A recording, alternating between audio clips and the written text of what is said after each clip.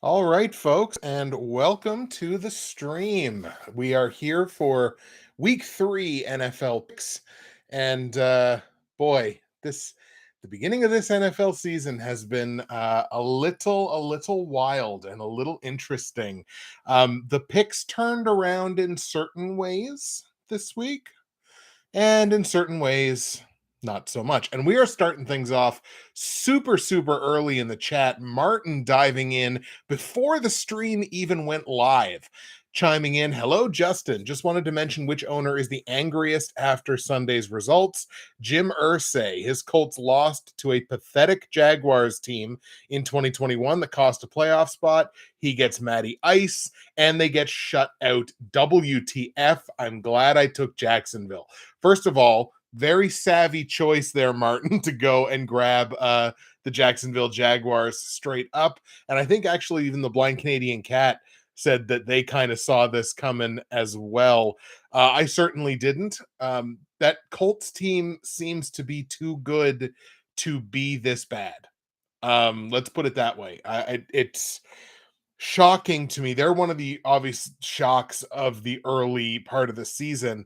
And I think just results wise, the Cincinnati Bengals have to be as well. I'm going to say this again when we're actually doing the show portion of the show.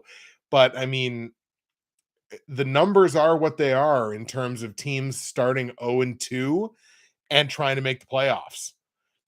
Like the numbers aren't good. It's a little better than 1-10 teams that start 0-2 who turn it around to make the playoffs.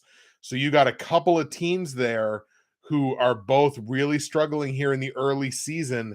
And if they're not able to turn it around real quick, we could be looking at two teams that it's an absolute shock that they're not in the postseason. I mean, the Raiders are in the same boat at 0-2. I mean, the Colts do have that tie, so they're not 0-2, but they're still 2 games without a win. So it's definitely not a good situation for them. And you turn it around, you see like the Panthers and the Falcons are both 0-2 as well, but I don't think people are shocked that those two things are things that are true.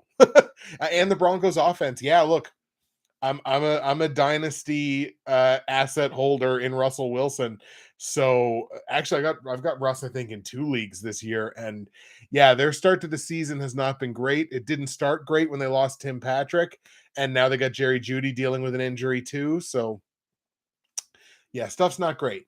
Now, luckily, I'm not going to subject people to watching me tweet that I'm live because, like the good streamer boy that I am, I I put that tweet out already. So we don't have to worry about that too much. We're just going to give people a couple of minutes here to pop in, grab their supper. Once again, this is a dinner extravaganza of week 3 picks with Bridgewater's finest. So we'll give people a few minutes to hop into the stream before we get started this week. Right. Delicious nerd teas, as always.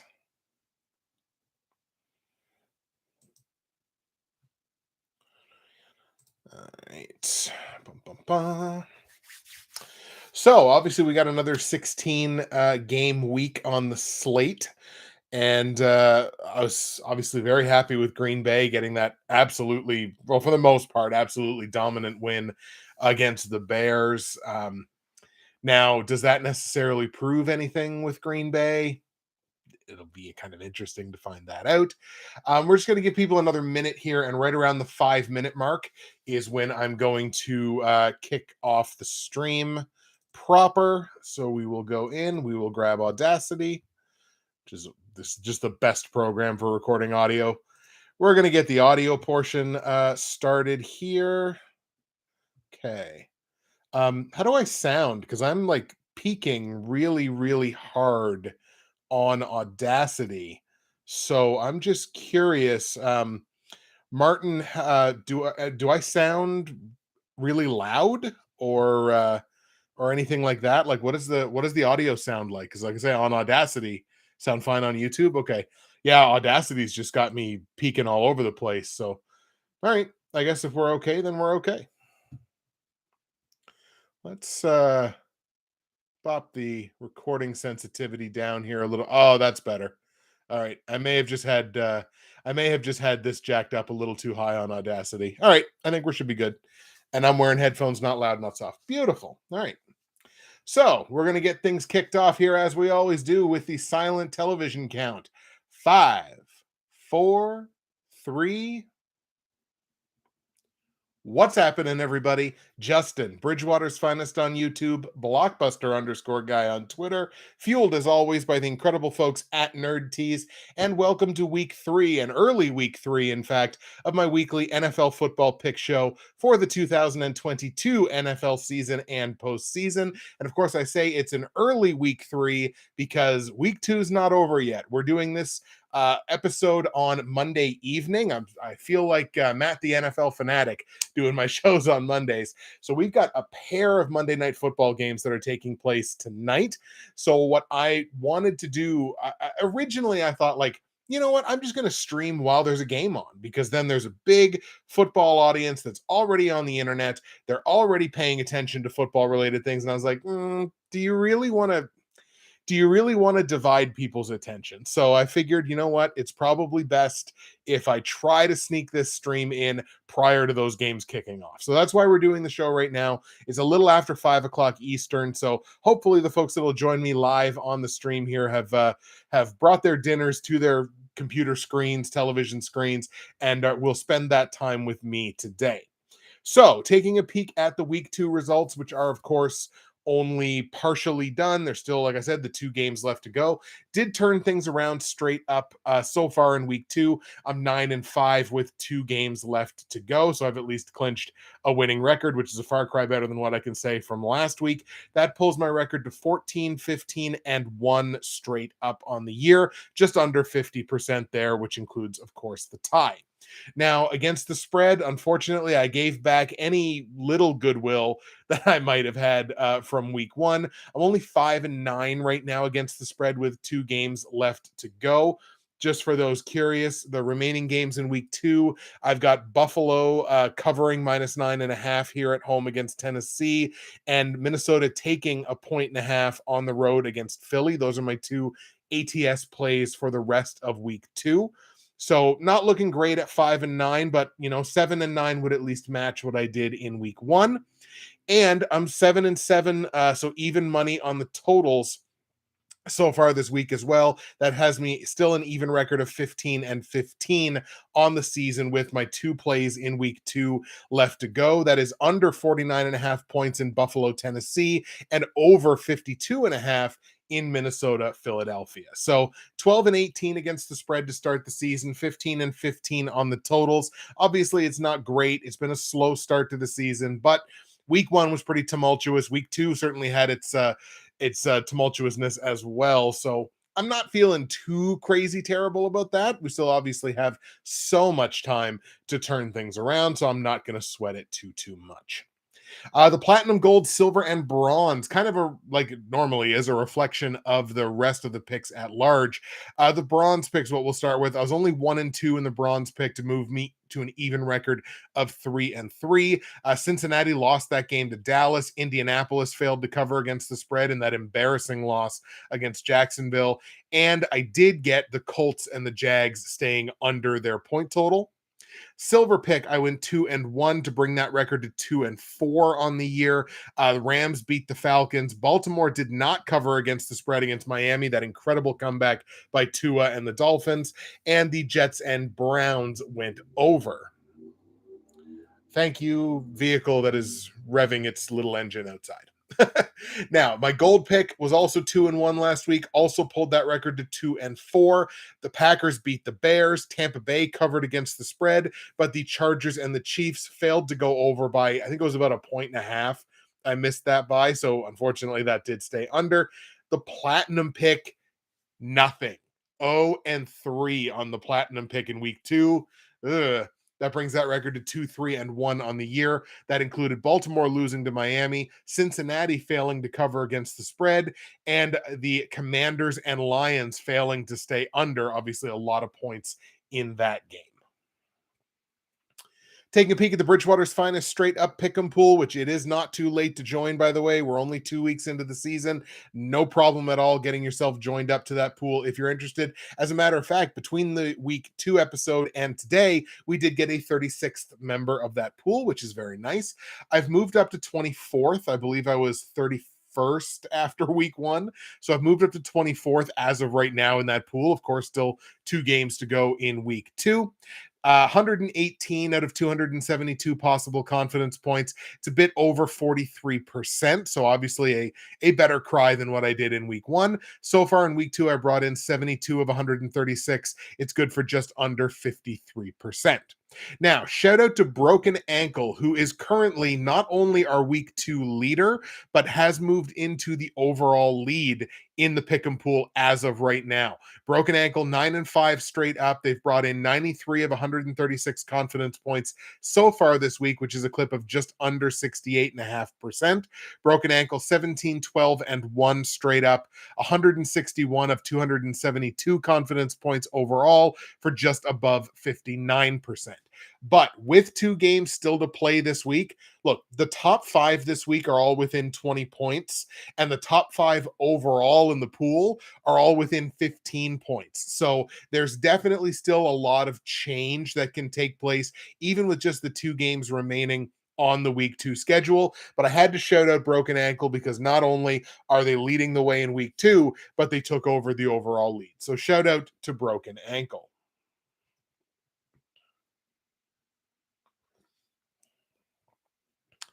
Take another sip of nerd teas before I continue on my way. Martin in the chat. I know I'll be in and out of this stream due to working phones at home. Glad to see Jimmy G back. Absolutely, Martin. Yeah, we both moved up. You still lead me in your pool, just by the littlest bit, though. It's obviously it's so early. It's tough to kind of take victory laps about anything, but I got better in week 2 than it was in week 1, so we'll take a little victory lap over that.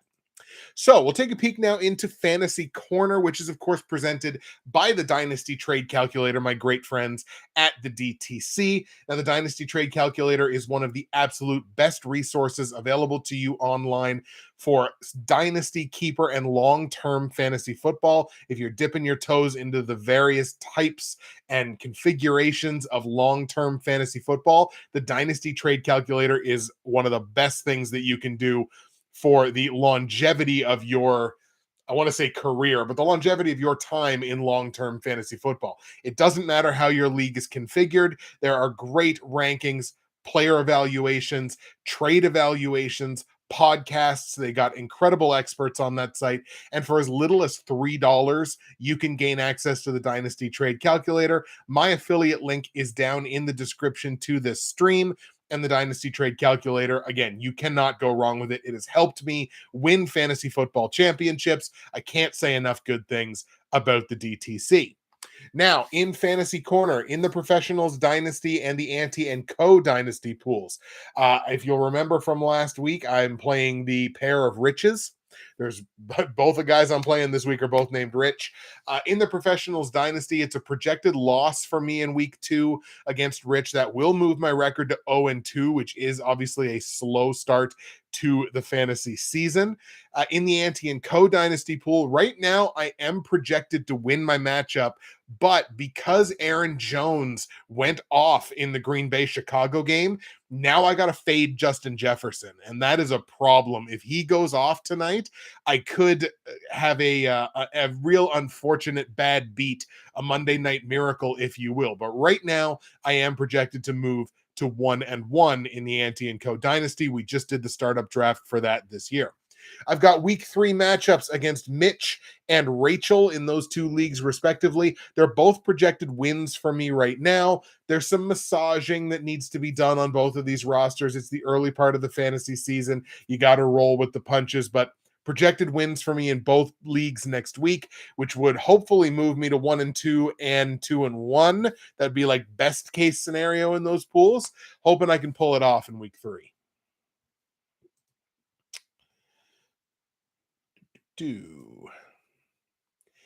And I'll take this opportunity now, as I always do, to remind you that if you go to the description of this live stream, or of course of the video after the fact on YouTube, or the podcast, or wherever you get this show, you can find all of my results from last week, all of my straight up against the spread and over under plays for week 3 in the NFL in 2022. You can find information on joining the Bridgewater's Finest Pick'em Pool, season 11 of that Pick'em Pool with confidence points. Never too late to join up into that pool. Get yourself shouted out on this show if you win the week or if you take the overall lead. Nothing is out of the question.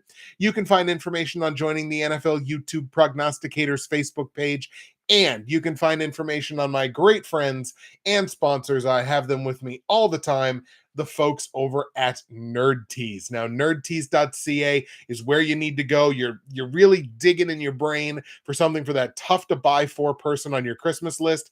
Nerdtees.ca is where you need to go. You are going to find dozens and dozens of incredible loose leaf tea blends and accessories. Great stuff like a cup of strawberry daiquiri. But Justin, how can you have a cup of strawberry daiquiri? The folks over at nerdtees.ca have figured it out. They got it done. It's a delicious cup of tea.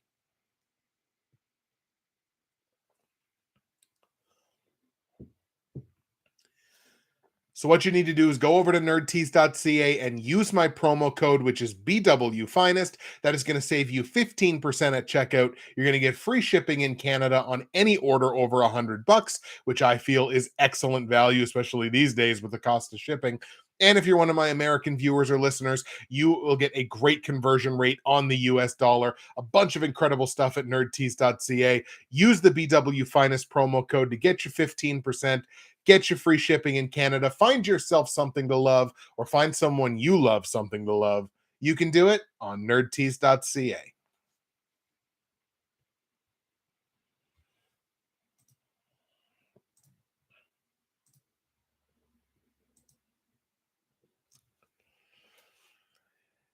Vaping 101 in the chat. Yo, what's up? Actually had off from work today so I can watch the stream live. Awesome, man. Welcome in. Thank you very much for taking the time to join me. Here we go. Week 3 picks. You came in at just the perfect time. Week 3 picks are now about to begin.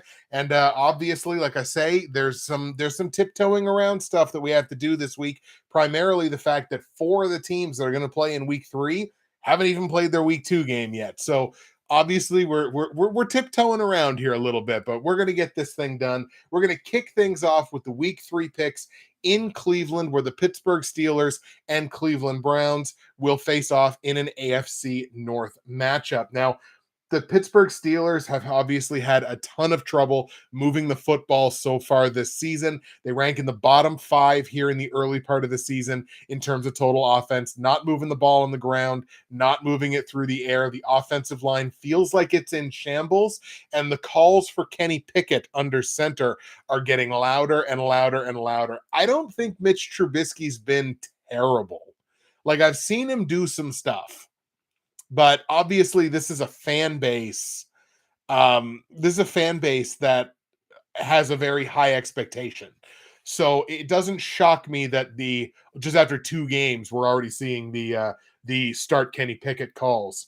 The Cleveland Browns, they've been fairly decent on the offensive side. They move the ball relatively well, more so on the ground, I would say, than through the air. Jacoby Brissett has been fine.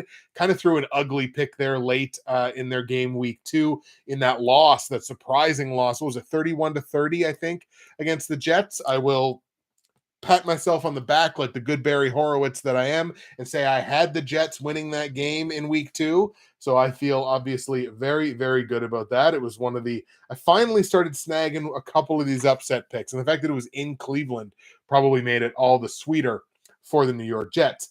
But they've moved the ball fairly well, have the Browns. Their defense has kind of been 50-50. I think on paper, the Cleveland Browns, and I mean, they're understandably the favorites here, not only being at home, but I think having the better results, I would say, through the first couple of weeks. They're laying 4.5 points at home. It's not a surprise to me, but man, these division matchups, neither one of these teams strike me as, oh, that's a good team, or like, oh, that's a very good team.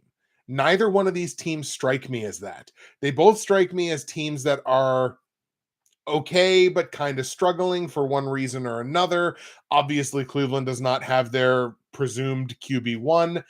Pittsburgh is still trying to figure out life without TJ Watt. And of course, that offensive line is a problem. So neither one of these teams strike me as very good. So, in an instance where you've got a division matchup featuring two teams that aren't exactly the greatest, it takes a lot for me to not lean on the underdog in that matchup, which is exactly what I'm going to do here. I think you see Kenny Pickett in this football game for one.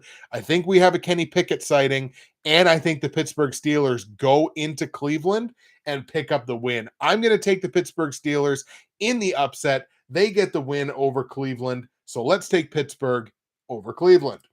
So against the spread, like I said, Browns are laying 4.5 points. I like Pittsburgh to win. I'm more than happy to take that plus 4.5. I would take that plus 4.5 no matter which way you want to go in this game. Even if you like Cleveland to win, I don't feel comfortable laying that many points in a division matchup where the two teams are as similar as I think they are. So I'm going to take that plus 4.5, and I like that so much that I'm actually going to make that my bronze pick against the spread this week. The Pittsburgh Steelers plus the 4.5. Total in the game set at 38.5 points. This is more so a play on the number, I think, than anybody else, or than anything else, I should say. Like, okay, low 40s, I get it. When you give me a number in the 30s, I'm sorry, I'm going to bite on the over almost every single time. So we're going to go ahead and take over 38.5 points in Pittsburgh, Cleveland. Like I said, I think we see some Kenny Pickett. I think he probably moves the offense along a little bit better than Mitch Trubisky is right now. So we'll take over 38.5. Let's go Steelers 23, Browns 17. Pittsburgh gets the win. Pittsburgh covers the plus 4.5. Total goes over.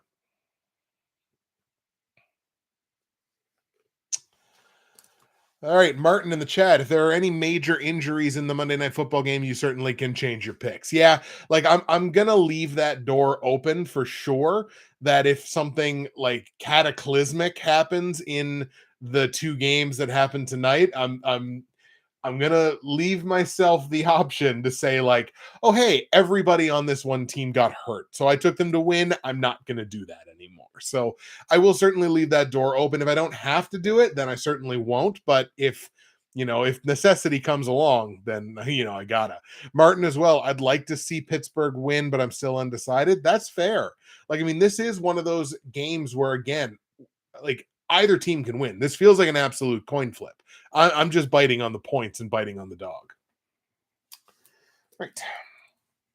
Let's go to Chicago now. The Bears are going to play host to the Houston Texans. This is a matchup of two of the kind of hovering around bottom five offenses so far in the NFL. Two of these teams just not moving the ball very well at all. Chicago, you can kind of say like, all right, like that first week, the weather certainly played a role. Their offense was inept against Green Bay. What did they score? 10 points? I think what was the final? 27-10. They just didn't do anything. They did a little bit at the beginning of the game, and that was about it. And I think that's just kind of what the Bears offense is right now. So I'm very willing to believe that this Bears offense is what we've seen over the past 2 weeks. Now, the Houston Texans, they are on the tail end of back-to-back road games. They're a bottom five offense as well. They're also a bottom five defense. They are not stopping anyone on the defensive side. I was saying in the preseason, I was so high on Davis Mills, and I thought Davis Mills was going to come out and have an incredible sophomore campaign. Boy, these first 2 weeks have not gone in my favor in those terms. This is not a division matchup, but I'm almost applying the same rule here. This is two football teams that are not very good in my eyes. This number opened with Chicago laying 3 points at home. Granted, they are at home, but to me, that's kind of Vegas telling you they think these two teams are very, very similar. Who's got the better playmakers? I'd argue that the Chicago Bears do have the better playmakers. I would certainly argue that the Bears have the better defense. All of these things should lead me to take the Bears in this game.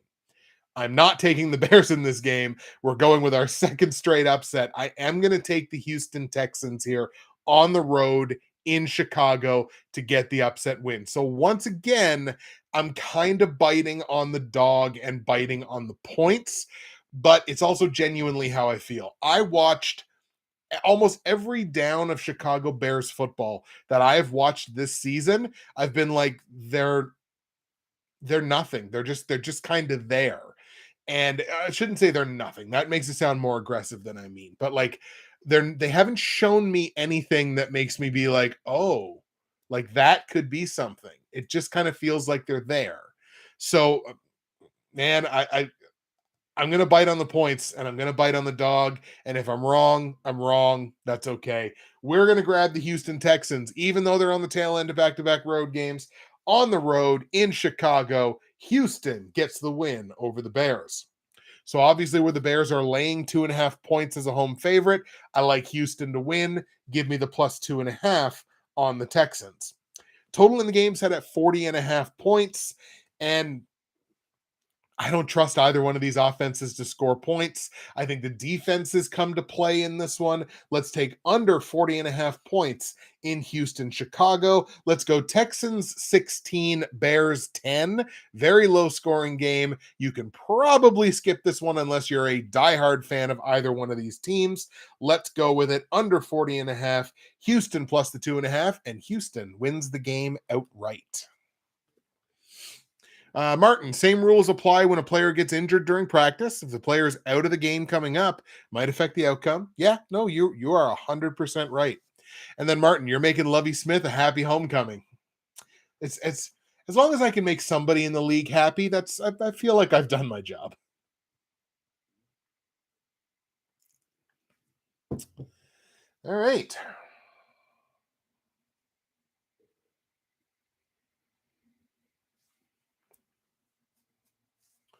Pardon me. All right, let's go to Tennessee now in the first of our 4 games featuring a team that has not played yet in week 2. That is the Tennessee Titans at home playing host to the Las Vegas Raiders.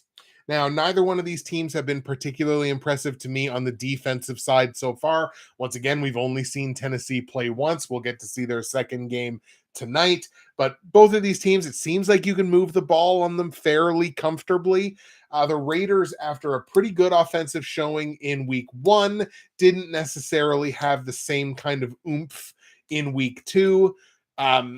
Like it wasn't a bad game necessarily, but I just didn't see the same kind of offensive movement from the Raiders in week 2 that we saw from them in week 1.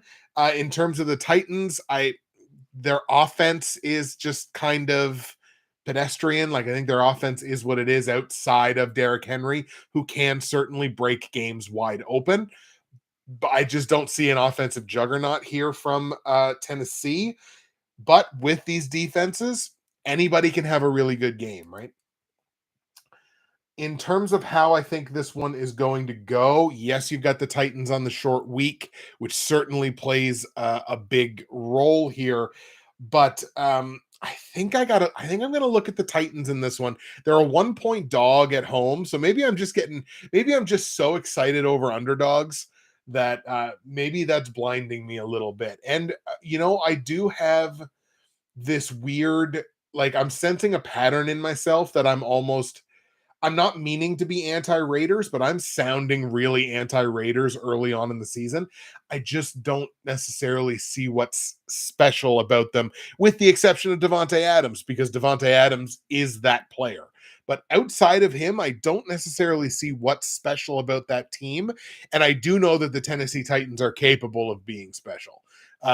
The ultimate team that plays up or down to the opponent that they're playing against. But I think as a 1 point dog here, I really got to take a long look at the Tennessee Titans outright. And I think that's the way I'm going to go with things this week. Let's take Tennessee at home to pick up the win over the Raiders as a 1 point dog. So obviously, give me the single point against the spread on Tennessee. Total in that game is set at 45.5 points. Feels like a game that, feels like a game that should go over, especially given what I just said about the two defenses, that the both defenses aren't necessarily anything special. But I think, well, Tennessee's offense will take that extra step forward. I don't necessarily trust that I'll see it from the Raiders. So we're gonna stick under on this number. This is a real coin flip play. I feel perfectly fine no matter which way you want to go on this number, because it is in and of itself kind of a middling number and can be a tough call. I'm going to stick under on this one, under 45 and a half points in Tennessee, Las Vegas. Let's go Titans 23, Raiders 20. Tennessee gets the win. Give me the single point on the home dog. Martin, again, Las Vegas did so well in the first half of the Arizona game. Very, very true. They definitely did really well in the first half and then just kind of let it go, right? Just kind of let it go. And now I did, I was happy because that was one of my dog picks from last week. So that did certainly work out. But yeah, there were certain points that again, that's why I don't really trust that defense all that much. There were certain points in that game that was just like, what are you doing? Like, this, you have such an opportunity to, you know, just put your foot down and just keep your foot on their throat, and you're going to win this game. Like, you took one of their legs out, just push them and just lean on them until they fall over, and they weren't able to do it. I don't think they get the job done this week either. So give me Tennessee. Raiders historically don't play well in Tennessee. Fantastic. I'm going to pretend that I knew that outright and that it factored into my pick. See, that's why I will never not need you around, Martin. I need information like that. I need you, and now I'm glad I'm doing the show live. I need you feeding me information like that. I appreciate that.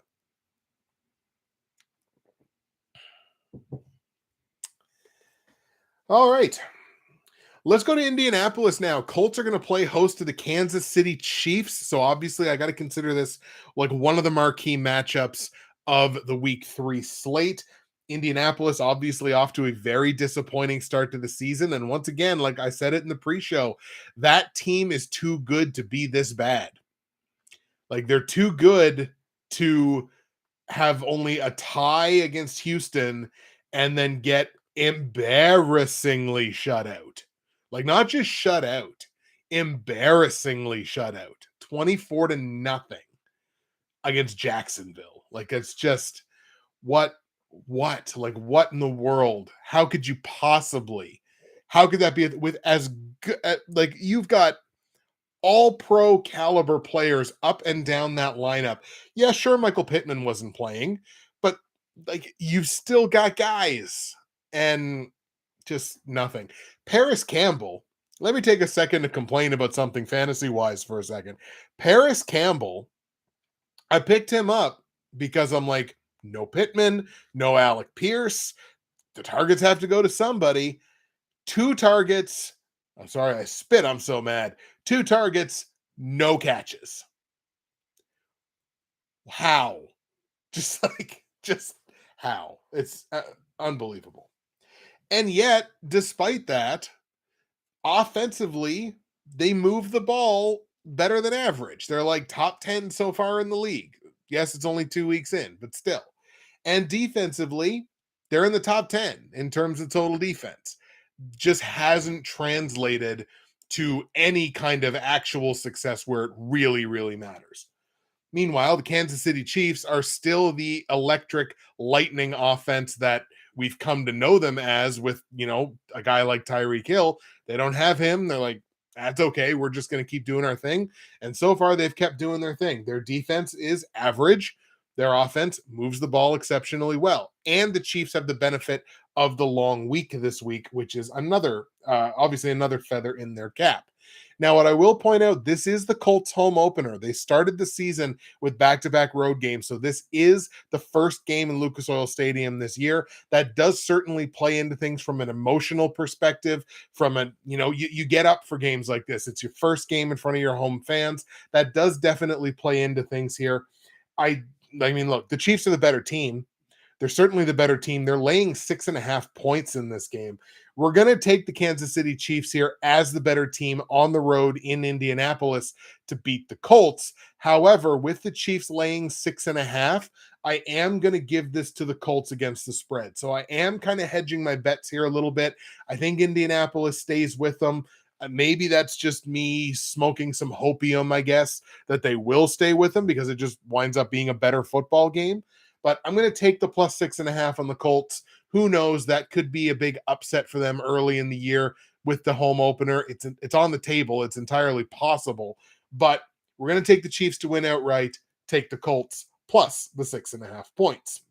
Total in the game set at 48.5. I have to go over on this. Have to go over in basically Kansas City over until proven otherwise sort of thing. So we're going to go over 48.5 points in Kansas City, Indianapolis. Let's go Chiefs 31, Colts 26.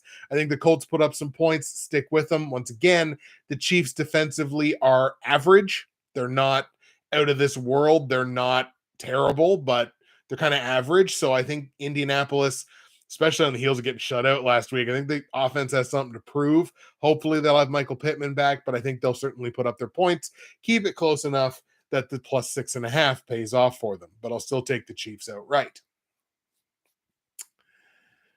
Martin, I'm not up there with Half Moon or Matt the NFL Fanatic. Well, like, who is, right? Like, we've got incredible progs in our community here. It's no joke. We've got some great folks in here that do some great work and come up with some great stats and reasoning why they're taking their picks. I'm trying to be a little more free flow and a little more guts based this year. Obviously, we started off a little slowly, but I'm trying to be a little more like that, especially where I'm streaming live. I'm just trying to kind of keep it a little more instinctual. But look, we got people in this community that are doing incredible work, and the stuff that those guys come up with is fantastic. All right, let's go to Miami now. Another divisional matchup, this time the AFC East. The Buffalo Bills are in town taking on the Dolphins. Dolphins obviously had that monster comeback last week on the heels of 6 touchdown passes from Tua Tagovailoa. Obviously an incredible performance for him. Where was it? It was on a fantasy bench of mine because of course it was. But look, Miami, they had an incredible comeback in that game, and their offense just over the first couple of weeks of the season here has been clicking along really, really well. They've turned into this pass first offense. They've got options now. They've got weapons. Jalen Waddell is off to a great start this year. Mike Gesicki is getting a few more targets than I thought he would. I kind of thought his target share would totally dry up because he's not really getting those slot receiver reps like he used to, but he's still got the targets in there. Obviously, Tyreek Hill is an absolute weapon. So I like what the Dolphins have done offensively. They kind of given it back a little bit on the defensive side. You can move the ball fairly easily on the Dolphins defense, but at times that offense is so nuclear that it doesn't really matter. But then you got the Buffalo Bills. Now, yes, Buffalo will be on the short week because Buffalo does play tonight, but their offense has been electric. Their defense has been electric so far this year. They're ranked in the top 5 in both categories in terms of moving the ball offensively, preventing the ball from being moved defensively. I mentioned before they were the number 1 total defense last year, the only team in the NFL last year to allow less than 300 total yards on average per game. So obviously, like, I can't say enough about how good that Bills defense can be.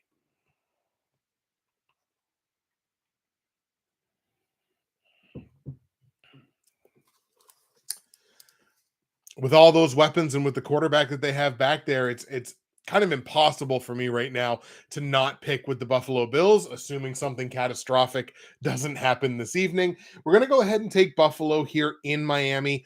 I think it's going to be a very, very interesting game because I do want to see whether or not this Dolphins offense is for real. In the first 2 weeks, you can be forgiven if you're like me and kind of not necessarily be 100% convinced that the offensive flow here with Miami is for real. Baltimore's defense is porous. Like, it's not awful, but it's porous. Like, you can move the ball on Baltimore. You certainly can move the ball on Baltimore. And then who they play week one? Week one, they played the Patriots, and their offense, the Patriots' offense struggled so much in that game. It doesn't surprise me that the Dolphins moved the ball so well when they had it. So it's again, I just got to see if it's for real. So we're going to go ahead and take Buffalo here, and we're also going to take Buffalo minus the 5 points that they are the favorite by. They are on the road, but Miami taking +5 as a home dog. I just don't quite feel comfortable with not taking Buffalo given anything under a touchdown. So we're going to go ahead and lay the 5 points on the Buffalo Bills. Total in the game set at 51.5. I'm actually going to take the under here because I have so much faith in that Bills defense. I think their defense has a pretty virtuoso performance in this one. Makes it tough for Tua. I think Tua might throw up a pick or two. We are going to go under the 51.5 point total. Let's go Buffalo 30, Miami 17. Bills win a critical divisional matchup. Speaking of critical divisional matchups, let's go to the NFC North now. The Minnesota Vikings at home taking on Motor City Dan Campbell and the Detroit Lions. Probably one of the, I guess, feel-good stories is a good way to describe it, of the NFL season so far. Now, Detroit is the very definition, and there's a couple of teams that are this way so far, the very definition of a glass cannon. They're moving the ball exceptionally well on the offensive side. Jared Goff has looked very good, very good. And that offense has looked very good, spreading the ball around. Amon-Ra St. Brown is for real. They are just moving the ball really well. And of course, DeAndre Swift is a star. But the defense, man, that defense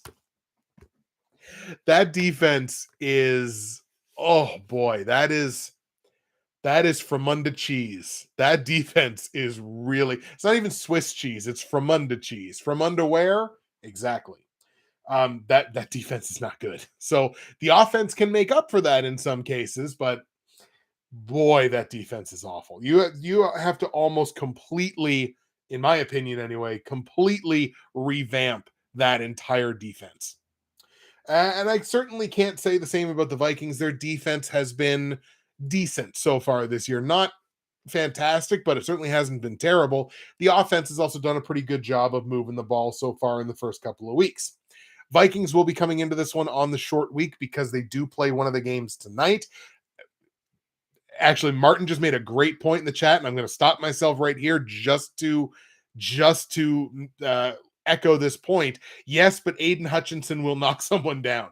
Yeah, Aiden Hutchinson's a bit of a dog. So there are pieces there. They're coming along, but as a whole, oh boy, that defense. I really like the Vikings here. Of course, the part of that's going to play into what we see from them tonight. I really like the Vikings in this spot, especially where the game is at home. Give me the Minnesota Vikings at home to get the win over the Lions. Again, Detroit just kind of that glass cannon type of team. It's tough to trust them against good opposition, and I think the Minnesota Vikings are good opposition. So on the line, Minnesota is laying a full touchdown, and without the benefit of getting to see them play this week before making this pick, it's a division game. I don't think I can lay the full touchdown. I think Detroit's offense will be good enough to keep pace in this game. So I got to take the 7 points here on Detroit. If it was 6, if it was 5, if it was 4, now you're starting to kind of get into an area where I'd probably lay the points on the Vikings. We're not in that area. So I think I'm going to have to take them. We're going to take the 7 points on Detroit. Total in the game is the highest total of the week, 53.5 points. And the only reason I'm skewing under on this one, again, other than not having had the chance to watch Minnesota play their second game, the only reason I'm skewing under here is because the NFL is skewing so under. Yes, you will have some games that will be those 31-30s that shoot over whatever point total. But look, the under so far in the NFL, the overs only hit 9 times. They've played 30 games. Only 9 overs so far this year. So the league as a whole is really skewing under. The offense has not caught up to the defense yet. So this is going to be an unpopular play. And if it's wrong, it's wrong. But I'm going to stick under on this point total because it's the biggest total of the week. Under 53.5 points in Detroit, Minnesota. Let's go Vikings 26, Lions 20. Like I said, I think the offense keeps pace. So we're going to take the 7 points on Detroit, but Minnesota wins the game outright.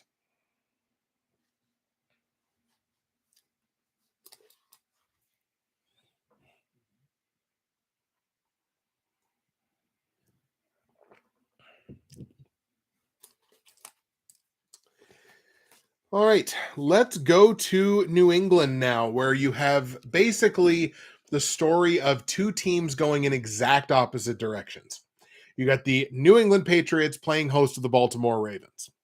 So in New England, you have a team that has kind of struggled to move the ball a little bit, but their defense has been exceptionally good at stopping opposing teams. With Baltimore, you have a team that moves the ball fairly well, but their defense can't stop anybody, basically. You can really, I mentioned it a little bit earlier in the show, you can really move the ball on the Baltimore Ravens. So they're Jekyll and Hyde images of each other in this sense. This is the Patriots home opener because they also, like the Indianapolis Colts, opened the season with back-to-back road games. So home opener in Gillette Stadium, that does definitely matter. Genuinely, I think the Baltimore Ravens are the better football team. Top to bottom, I still think Baltimore is the better football team no matter what happened last week. Baltimore had to get themselves into that position in order to give that position up. So you don't accident your way into getting yourself into a position like they had in that game last week. They are a very good football team that just kind of screwed up last week. And I think being a very good football team is going to be enough to get the win over a New England Patriots team that I'm just not convinced yet. So let's take the Ravens here on the road in New England. They get the win. Baltimore beats the Patriots. On the line, New England is taking 3 points here in their home opener as a dog. I am going to go ahead and lay the 3 points on the Ravens. I like them to win. It's a relatively small price to pay. So let's lay the 3 points on Baltimore. Total in the game set at 42.5 points. And I love the over in this game. Love, love, love over 42.5. So much so that over 42.5 in Baltimore, New England is going to be my silver pick on the total. So over 42.5, silver pick on the totals in Baltimore, New England. Let's go Baltimore 24, New England 20. Baltimore wins, Baltimore covers. Give me the over on the 42.5.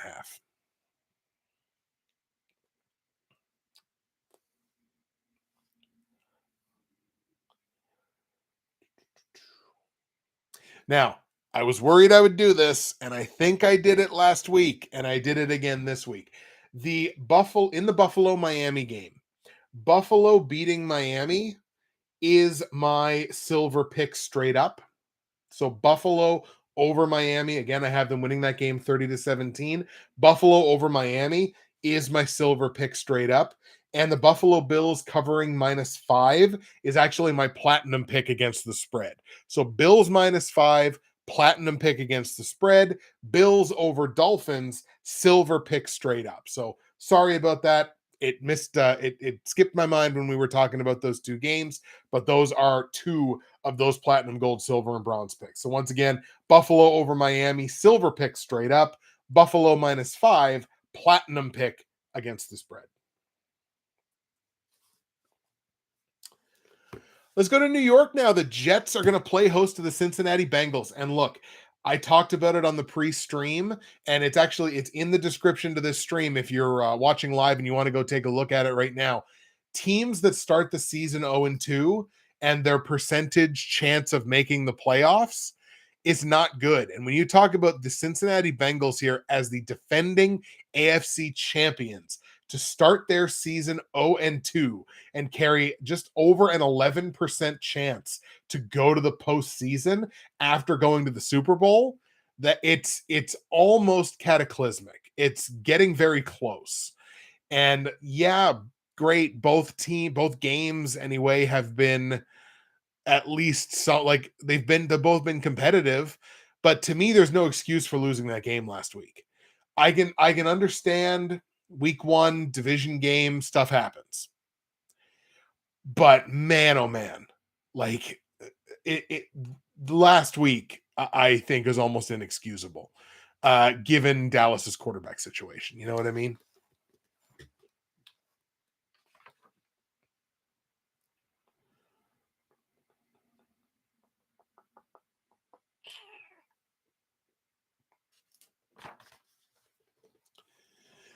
That's props to Dallas. They got the job done, but you know what I'm saying.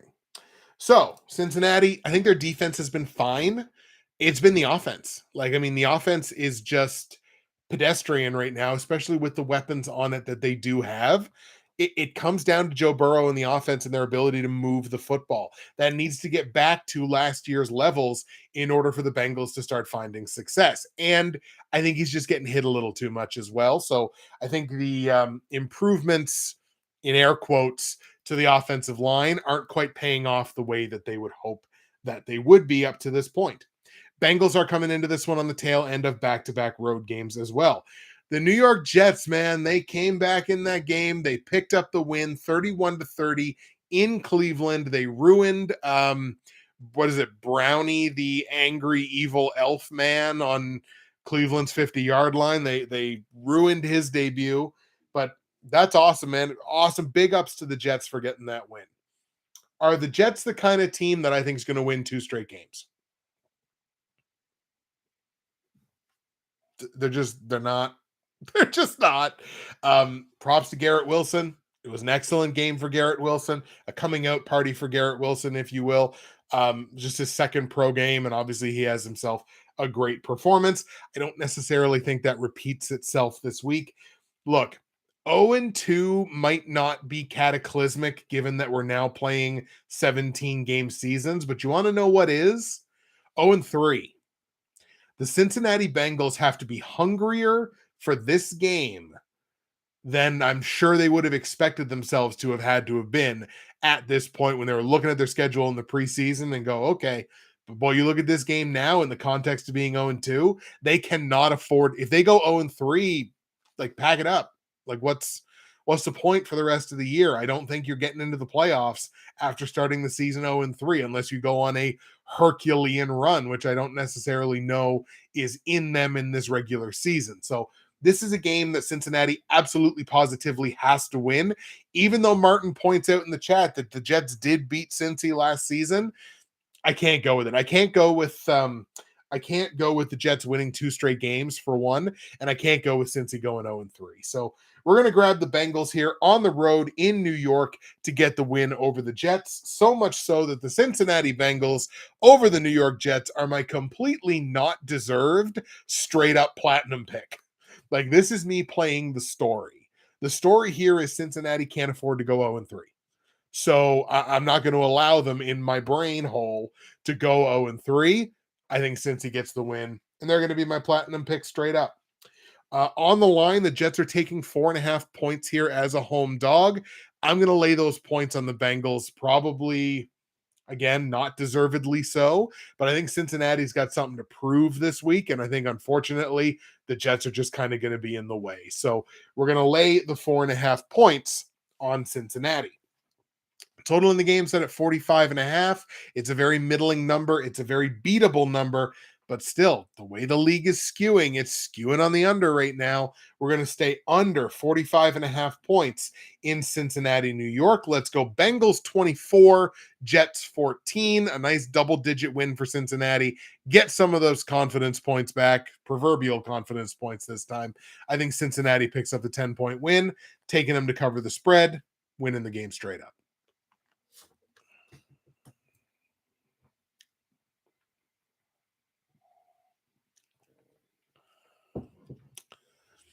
Nobody else in the chat wants to say anything. We've had multiple viewers the entire stream. Nobody but Martin seems to want to speak up. All right. Let's go now to Washington, where the Commanders are going to play host to the Philadelphia Eagles, battle of the NFC East. Now, both of these teams rank basically right around or inside the top five in terms of total offense so far this season. So both of these teams moving the ball exceptionally well. Carson Wentz coming off of a 3-touchdown performance for Washington last week. Philly, of course, is going to be on the short week. They play their game tonight. We'll have to see what their performance is this evening, but they're another team moving the ball exceptionally well. Neither one of these defenses are particularly great so far in the early season. Philly's right around the bottom 10. Of course, we have to see what happens tonight. Washington's right around the bottom 5 in terms of total defense. They're allowing a ton of yardage. They're that same glass cannon type of team, except this really takes it to the extreme. Top 5 in offense to bottom 5 in defense. Another divisional matchup, weird and wonky and wonderful things happen in division matchups. However, we're going to grab the Philadelphia Eagles here. I am a believer in that team. I think just genuinely top to bottom, they're the better team, I think, with the better weapons and the better defense. So we're going to go ahead and grab the Philadelphia Eagles here on the road in Washington to get the win over the Commanders.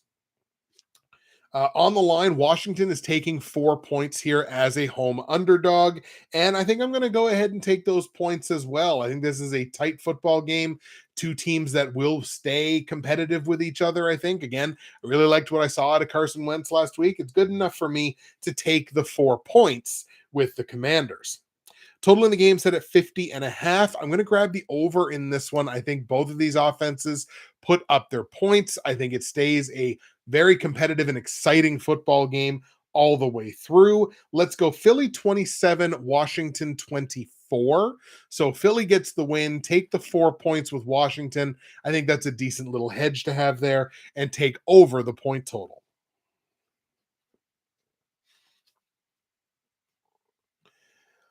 As we approach the hour mark here on the stream, of course, that includes a little bit of pre stream, we are going to go to Carolina, where the Panthers are going to play host to the New Orleans Saints. Now, with New Orleans, they are probably what I would consider the definition of average so far this season. I think the offense has been average. I think the defense has been average. I think both of those, both of those facets of the game, they've been good, but not great. I think they're right around league average in both instances. Now, obviously, they being the Saints, dealing with weird injury related stuff. Like, look, all the props in the world to Jameis Winston for that kind of performance under that kind of pain that he had to be in last week. But I have to question whether that actually put the team in the best position to win. He didn't really start throwing deep until later in that game. And when he was doing it, a lot of those throws were under throws. And basically, for the first, I'd say 3/4 of the game, he didn't throw farther than 10 yards. And now, look, he'll be better this week, certainly, if he's capable of playing. But every time he got hit, I was like, ugh. Because, I mean, look, what do you have? 4 little fractures in his back?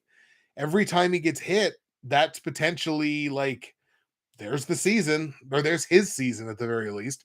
Every time he gets hit, it's cringeworthy. He's not throwing the ball the way Jameis Winston would usually throw the ball. And I have to question whether he was the best option under center that put them in the best position to win that game last week.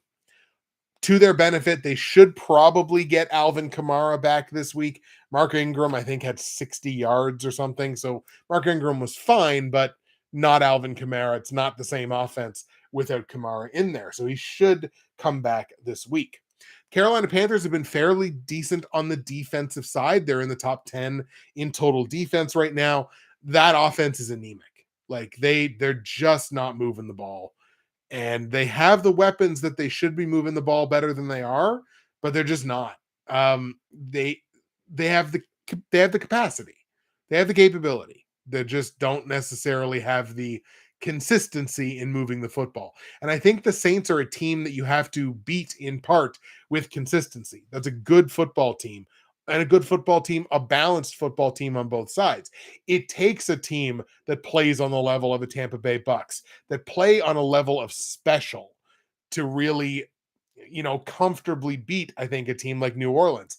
I don't see that out of Carolina, so got to go ahead and grab the Saints here. Let's take New Orleans on the road in Carolina to beat the Panthers. On the line, Carolina's taking 3 points here as the home dog. I like New Orleans to win. It's a relatively small price to pay. Let's lay the -3 on New Orleans. Total in the game set at 40.5. I'm going to stick under on it because I don't know that Kamara is going to play. I don't love the offensive upside of one of the teams at all. I like the offensive upside of the other team if everything lines up, but it doesn't look like everything's necessarily going to line up. So let's stick under 40.5 points in Carolina, New Orleans. Let's go Saints 17, Panthers 13, and that is going to keep us under on the point total. Saints will lay the -3 and pick up the win outright.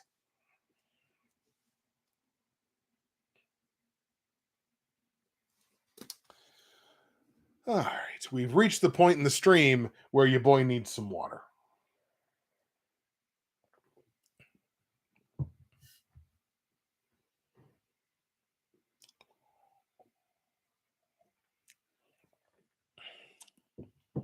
Martin in the chat, Saints defense will be enough to confuse Mayfield. I think that's probably accurate.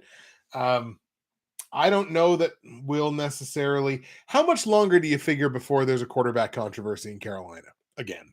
Like, how much longer do you think Mayfield holds on to that job? I think it's a legitimate question, but we shall see. Let's go to Los Angeles now. This is going to be a relatively quick one. Chargers at home playing host to the Jacksonville Jaguars. Jacksonville, their defense, I think, is certainly playing above almost everyone's expectations, certainly my own. Jacksonville actually showing an ability to prevent teams from moving the ball here and there, which is not something we've seen from them for quite some time. The Chargers, they move the ball rather well. They're in the top 10 in terms of total offense. They also have the benefit of the long week here, so they've got that 10 days to prepare. I love the Chargers here. I'm a big, big, big believer in the Chargers this week, and part of that is kind of like the Jets. I just don't believe in Jacksonville winning 2 straight games. I just really, really don't. So let's go ahead and grab the Chargers with the long week. Los Angeles gets the win over the Jags. On the line, the Chargers are laying 7 points here at home. I feel comfortable laying those points as well. Let's take the Chargers minus the 7 points.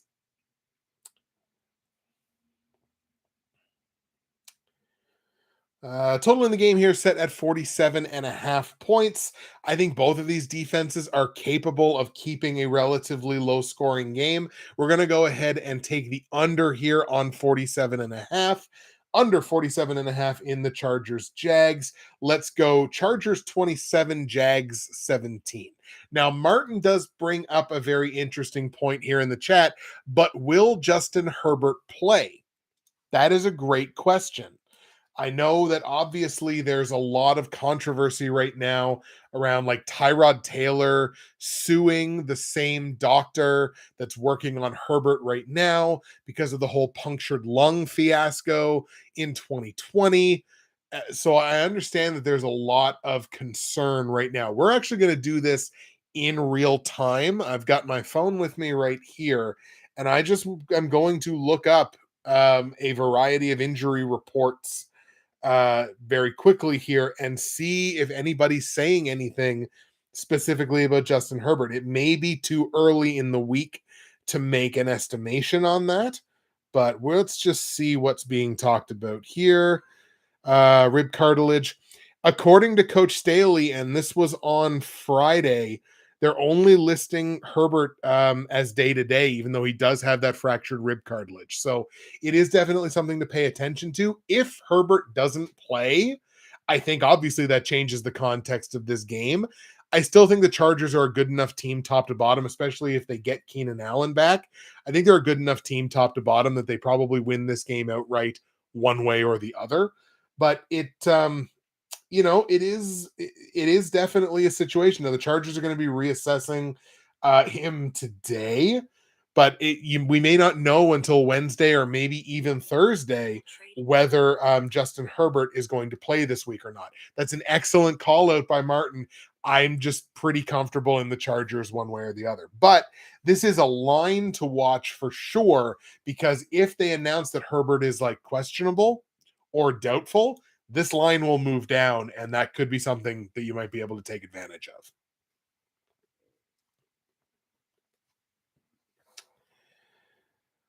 Let's go to Arizona now. Rams are in town to take on the Cardinals.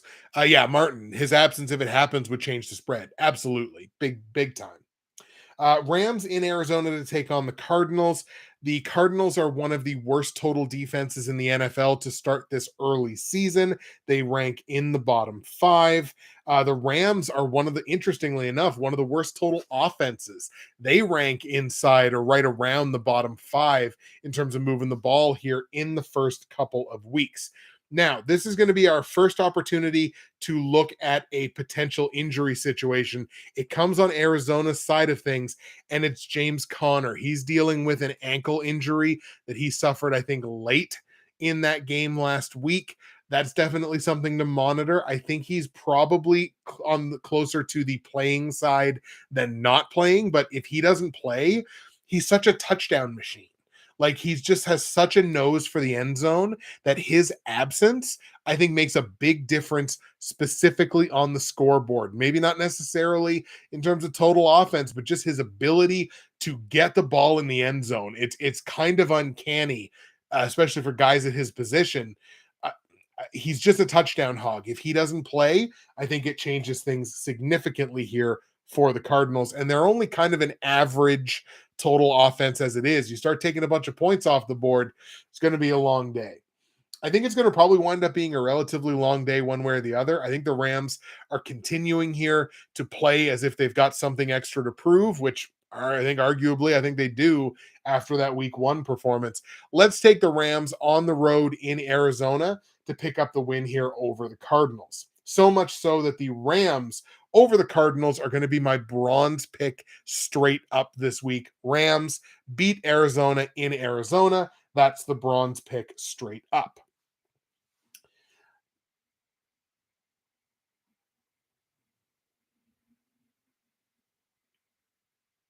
Now, against the spread, Arizona is taking 4 points here as a home dog. I don't like that at all. I think the Rams cover this number, I think, relatively comfortably. So let's go ahead and lay the -4 on the Los Angeles Rams. So much so that the Rams -4 is going to be my silver pick against the spread. Rams -4, silver pick against the spread. Total in the game set at 50.5 points. I think this goes over. I think both of these offenses are kind of clicking along right now with points on the board. Again, if James Conner doesn't play, that could change things. But as of right now, we're going to grab over 50.5 in Los Angeles, Arizona. Let's go Rams 30, Cardinals 24. So Rams lay the -4 and get the win. Total goes over.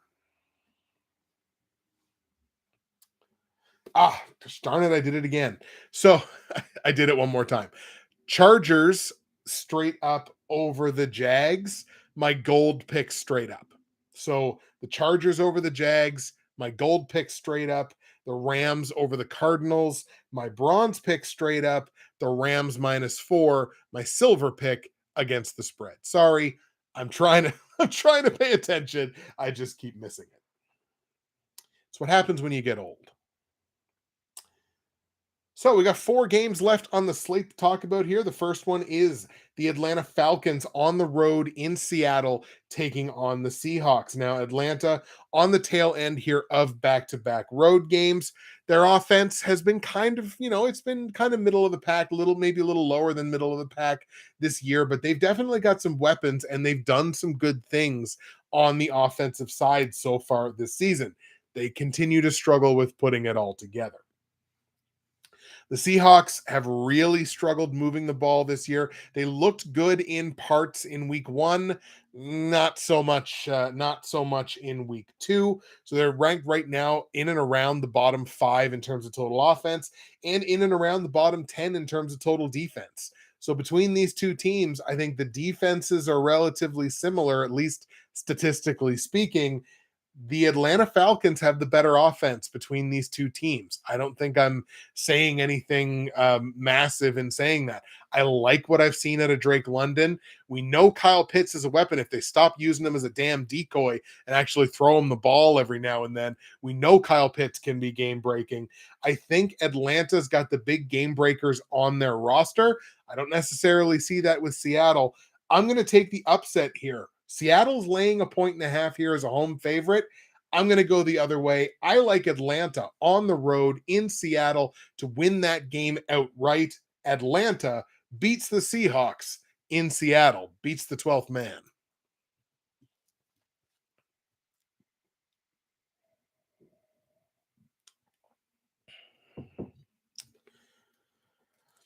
So obviously where I'm going to take Atlanta to win that game straight up. I like them plus the 1.5. So give me the 1.5 on the Falcons. Total in the game set at 41.5. And this is one of my favorite totals of this week. Let's go over that 41.5 point total. It's a play on the number, but it's also a play on the offenses who are in the game. Two defenses that have kind of struggled a little bit this year. I like it so much that Atlanta Seattle over 41.5 is going to be my bronze pick on the total. So Atlanta, Seattle over 41.5, bronze pick on the over-unders. Let's go Atlanta 24, Seattle 20. Atlanta gets the win, take the 1.5 on the Falcons, total goes over.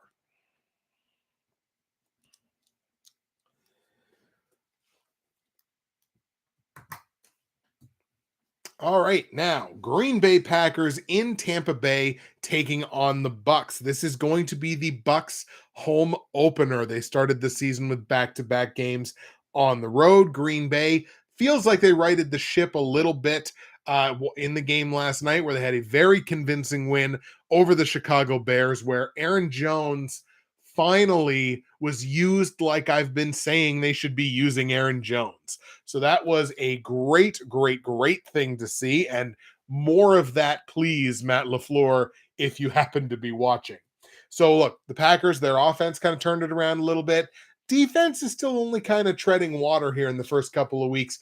I've had higher expectations for the Packers defense this year. Haven't quite gotten to see it yet in the way that they have performed in the first couple of games. Can't say the same for the Bucks. Man, that defense has been absolutely on fire. And I saw a conversation taking place about whether the Bucks defense would have to carry Tom Brady this year. I think we might be overreacting to that a little bit, but man, their defense has been fantastic. And they're going to have to be fantastic in this game because, as you probably saw earlier, Mike Evans is going to be suspended for this game. Mike Evans suspended one game for his role in the shoving match that he was having with Marshawn Lattimore in the game with the Saints last week. So he is suspended next week, will not be in this game.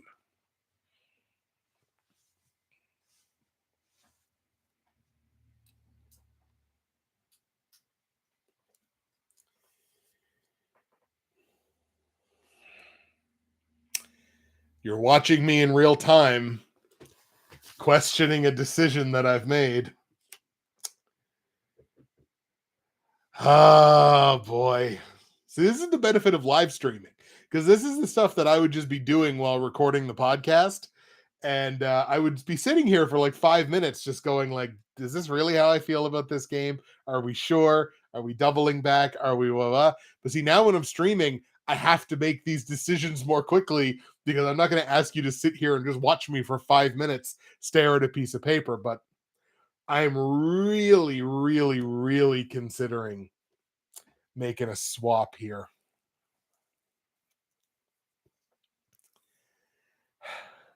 I don't think I'm going to. I'm going to stick with my gut. My gut on this one, even though Mike Evans is not playing, my gut's to take the Tampa Bay Bucks. Not only because it is their home opener, so there will be, emotions riding high and everything like that. uh, the Bucks defense just looks a little unstoppable to me, and I don't think the Packers offense has figured it out enough to the point where they could challenge a defense like that. So we're going to go ahead and take the Bucks here at home to pick up the win over my Packers. I don't like betting against the Packers, but we gotta do what we gotta do. I genuinely think the Bucks defense is what makes it happen this coming week. So let's take Tampa Bay at home to beat Green Bay. Against the spread, I believe Tampa's laying 2.5 points as the home favorite. I like them to win. It's a small price to pay. Let's lay the 2.5 on Tampa Bay. Total in the game is set at 42.5 points. Now, this was one where I thought, oh boy, the defenses. I almost bid on the under on this one, but I mean, it's Tom Brady versus Aaron Rodgers, man. You are going to see some points and you are going to see some incredible quarterback play on both sides in this game. I think we got to go over this one. We're going to go over 42.5 points in Green Bay, Tampa Bay. So much so that over 42.5 in Green Bay, Tampa Bay is my gold pick on the totals this week. Green Bay, Tampa over 42.5, my gold pick. Let's go Tampa Bay 24, Green Bay 21. Exceptionally competitive football game. Who knows? Could be a preview of the NFC Championship game again. That would make my heart happy to give Green Bay another chance at slaying that dragon. 24-21. Bucks win at home. Take the Bucks minus the 2.5.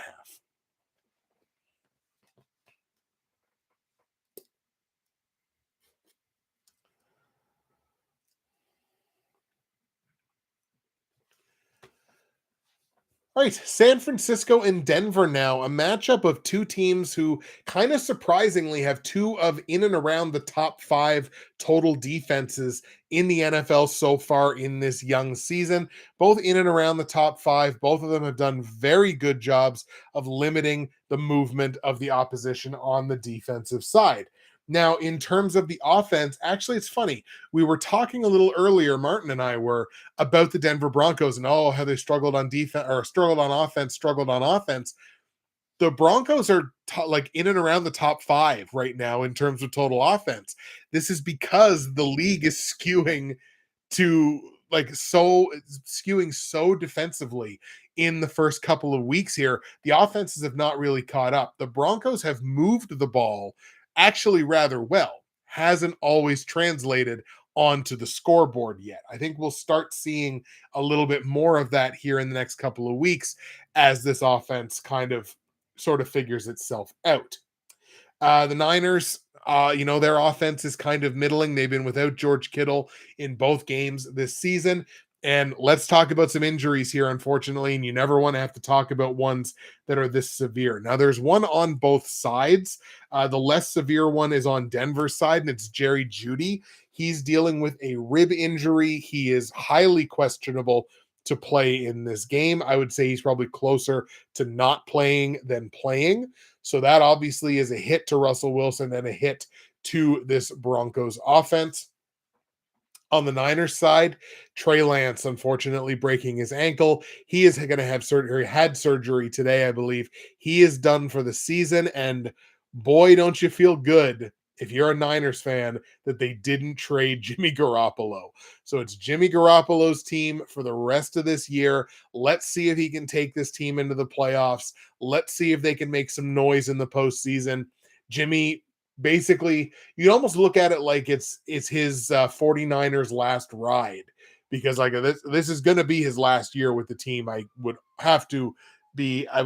feel really confident in saying that this is probably going to be his last year with the team.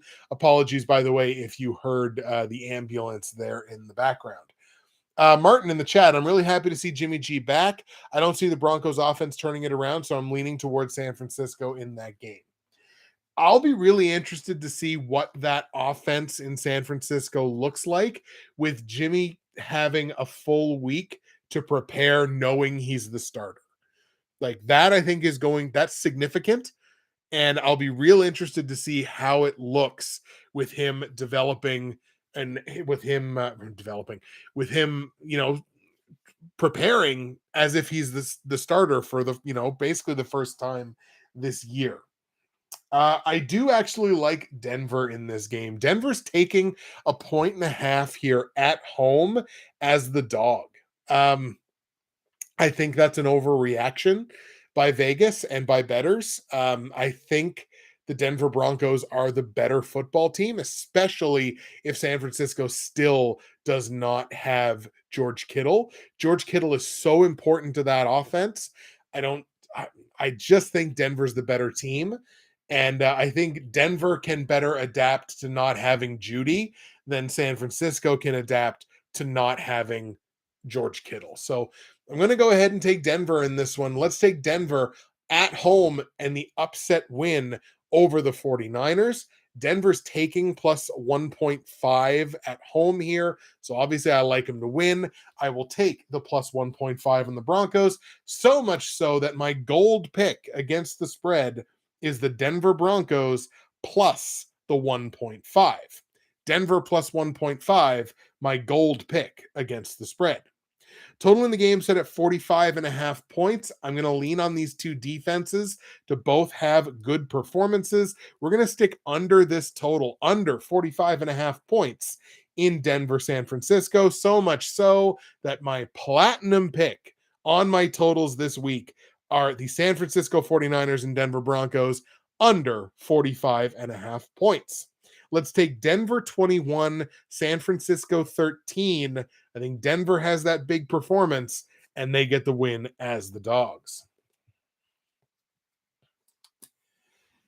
And the last game we are going to look at on the week 3 schedule, the Dallas Cowboys in New York to take on the Giants, battle of the NFC East, and two teams that kind of mirror each other fairly well so far this season.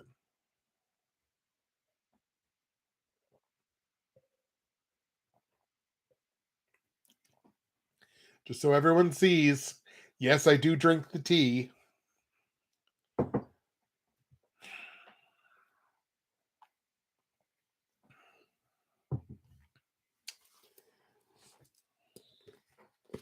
So when I say these two teams kind of mirror each other this year, both of them are teams that are fairly decent at moving the ball so far this year in their, in their respective two games. Defensively, I think they've played fairly well as well. They can move the ball, although maybe thinking of it a little bit more, they might leave a little something to be desired on the offensive side there. Daniel Jones still, and I got nothing against Daniel Jones. Daniel Jones still misses wide open throws that somebody that's been in the NFL the amount of time that he has should be making. You can always say this. I feel like they're throws that I would make. And I am not an NFL quarterback by any means. So it's got to be real frustrating for Giants backers. Sometimes just to watch Daniel Jones play quarterback. I think he's going to get better. It's just a matter of when. Both of these defenses, I think, have played very well this year in terms of, at the very least, limiting yardage from the other teams. Some of that is a reflection of who they've played. But look, you got to go out there. Like Ray Lewis said, the bottom line is you got to buckle up your chin strap. You still have to go and make the plays. And I think defensively, both of these teams have done that by and large this year. Giants are actually a 2.5 point favorite at home coming into this one, which is basically Vegas telling me that they think these two teams are relatively similar. And I was digging for one more upset play to close out this week. Let's take the Dallas Cowboys on the road in New York to beat the Giants. I don't have either New York team winning at home this week. We're going to take the Cowboys here. Cooper Rush get his second straight win. I mean, I still don't it still blows my mind that the Cowboys won the game last week, but I think this is another winnable spot for them on the road, team they know very well. We're going to take the Cowboys here to get the win. So on the line, since Dallas is the dog here again, Giants laying 2.5 points at home. I liked it, Dallas to win, so we're going to tell you to take the 2.5 points on the Cowboys. Total in the game set at 39.5. Now, remember what I said for those of you who have been here from the beginning of the show? what I said about like, oh my God, give me a number in the 30s, and I got a bite on the over here the whole time. Yeah, I'm going to take the under. I'm going to stay under on this one because both defenses have played very well, and they're defenses that know each other very well. And I think there's going to be a lot of this game that's going to be predicated on the run, which keeps the clock moving, which can, to a point, limit offensive opportunities. So, or certainly opportunities to put points on the board, keeps that clock moving. So, we're actually going to stick under on this one. It's not a great under. I don't feel super happy with it, but we're going to stay under 39.5 points in Dallas, New York. Let's go Dallas 20, Giants 13. Cowboys get the win. They cover the plus 2.5 points. Total stays under. There you have it, folks. Those are the picks for week 3 in the NFL. Obviously, we got 2 week 2 games coming up later on this evening. So what I'm going to do here again is go over the platinum, gold, silver, and bronze picks for both straight up, against the spread, and over under, like I've done the last couple of weeks. So straight up, my platinum pick, the Cincinnati Bengals over the New York Jets. My gold pick, the Los Angeles Chargers over the Jacksonville Jaguars. My silver pick, the Buffalo Bills over the Miami Dolphins. And my bronze pick, the Los Angeles Rams over the Arizona Cardinals. Against the spread, my platinum pick, Buffalo Bills laying 5 points. My gold pick, the Denver Broncos taking 1.5. My silver pick, the Los Angeles Rams laying -4. And my bronze pick, the Pittsburgh Steelers taking plus 4.5. On my totals, my platinum pick is the San Francisco 49ers and Denver Broncos under 45.5 points. My gold pick, the Green Bay Packers and Tampa Bay Buccaneers over 42.5. My silver pick, the Baltimore Ravens and the New England Patriots over 42.5. And my bronze pick, the Atlanta Falcons and the Seattle Seahawks over 41.5. So those are the picks for week 3. Thank you so much for taking the time to watch the stream here live, to chime in the chat, which was pretty well just the Martin show. But you know what? He makes such great comments that I'm certainly okay with that. And actually, he's got a couple more in here. I'm really happy to see Jimmy G back. I don't see the Broncos offense turning it around, so I'm leaning towards San Francisco in that game. The Cowboys know the Giants for sure, but they don't know Brian Daboll. I'm on the fence for this. I love the G-men. So here's the thing. Eventually, the horseshoe up Brian Daboll's butt is going to slide out. It might have been a little graphic for some folks, but I mean, like, I don't dislike Brian Daboll at all, but like eventually they're going to start piling up some losses because they're just not that team. They're not an exceptionally good football team. And for a young-ish head coach, eventually I just see that sort of some of that goodwill turning around. So I don't necessarily see that happening this week anyway. I'm comfortable taking the Cowboys in this one. Neek, is that how you pronounce that? Neik? Neek Shariati has a fantasy question. Fantasy football question. All right. We're going to close out the show on this one. Should I trade Allen Robinson, Kelsey, and Edmonds for Pitts, Breece Hall, and St. Brown? Full PPR and redraft. So in redraft, I wouldn't do that. Dynasty, I can't click yes to that trade fast enough because that feels like you're absolutely destroying them. But in redraft, I wouldn't be so quick to get rid of Travis Kelce, if I'm being perfectly honest. I think what we've shown here in the early part of the season is that he's still nuclear, and he's probably going to spend the season still being nuclear. So in redraft, I wouldn't be getting rid of Travis Kelce.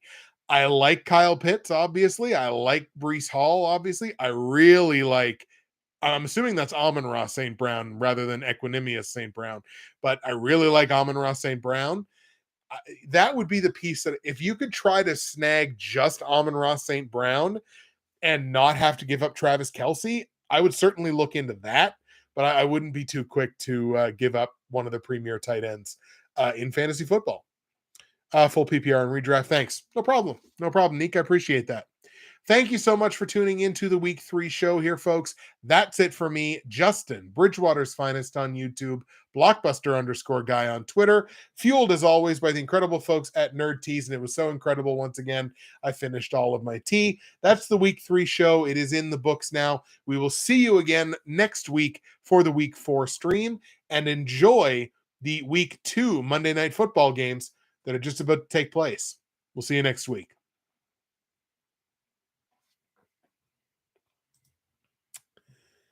All right.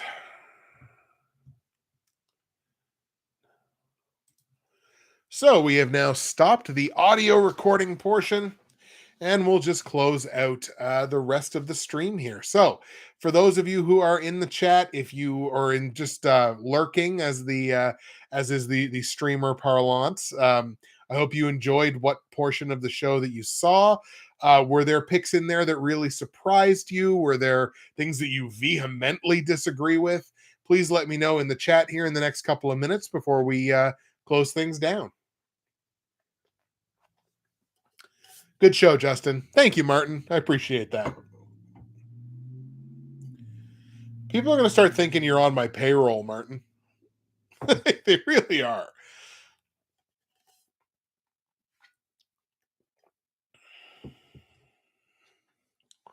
Luckily, I'm a person that deals very much in appreciation and gratitude, and I'm very grateful for you.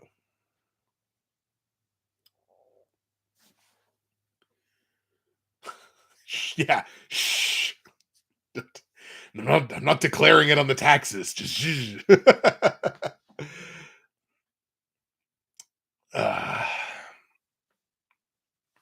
So I think if there were picks that, I guess if I was looking at the picks I feel the least confident in, or the ones that were surprising to me when I was like, boy, this is definitely the one that I really feel the worst about. Probably Houston over Chicago, if I'm being perfectly honest. Just because both of those teams are so not good, or have shown themselves to be so not good so far this year. Like, yes, Chicago has a win, but yeah. Maybe. Oh, the rest of them I feel pretty good on. Maybe Dallas over the Giants. That's a possibility too, because I feel like that is a game that could literally go either way. It feels like very much feels like a coin flip. So it's weird. I almost bookended the week with 2 picks that I don't necessarily feel the greatest about. Yesterday I wasn't confident on Jacksonville over Indy, gave Jacksonville 4 points in your pool. Hey man, there were 4 points that you brought in. That's what matters there at the end of the day. They don't ask how, they ask how many. So you good on you for that one, because I certainly did not see that happening. All right, I think we'll go ahead and shut the stream down now. Thank you so much for the lurkers and the contributors in chat. I don't think this is the greatest time of day to do these streams. Obviously, I'd like to do them later in the evenings when more people aren't at work and more people are like kind of available to come in. So I'm not going to be taking too much advantage of this kind of time frame this season, but this was kind of born out of necessity. So if where viewership on the live stream was lower than it's been in the last couple of weeks, but part of that was like I had to get this in when I could get it in. So just one of those things. We're not going to worry about it too much. And hopefully when I have an absolutely phenomenal week with the week 3 picks, it'll bring more people in for week 4, because they'll be like, this guy's about to heat it up.